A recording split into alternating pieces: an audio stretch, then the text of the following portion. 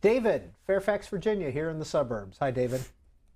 Oh, hello. Dr. Paul, first I'd like to start off by, like a lot of other callers have said, for bringing me to the Liberty Movement. Used to be a huge neoconservative before I went to Afghanistan, and then after I came back, started reading about you, and then your views seem to be the only ones that made sense from all the politicians I read about. But my question today, as a libertarian, I'm also a believer in the non-aggression principle.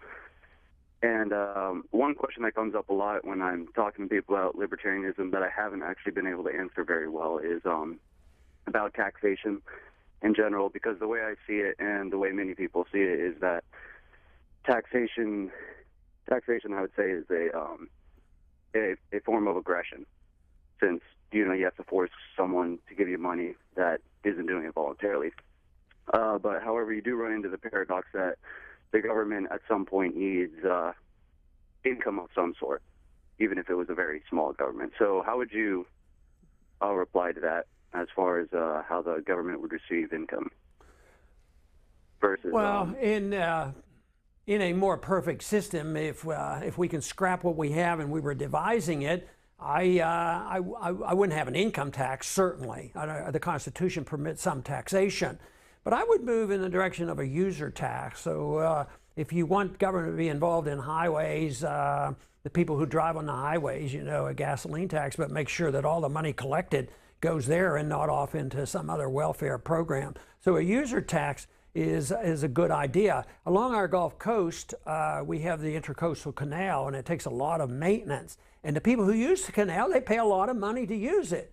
But then that money gets spent, and then they have to come back and lobby to get the Congress to appropriate the money to take care of the Intracoastal Canal. So no, user fees are good ideas. I know it's far from perfect, but the most popular bumper sticker that I had was on my desk for a long time, and I still use it, and that is it says "Don't steal. The government hates competition."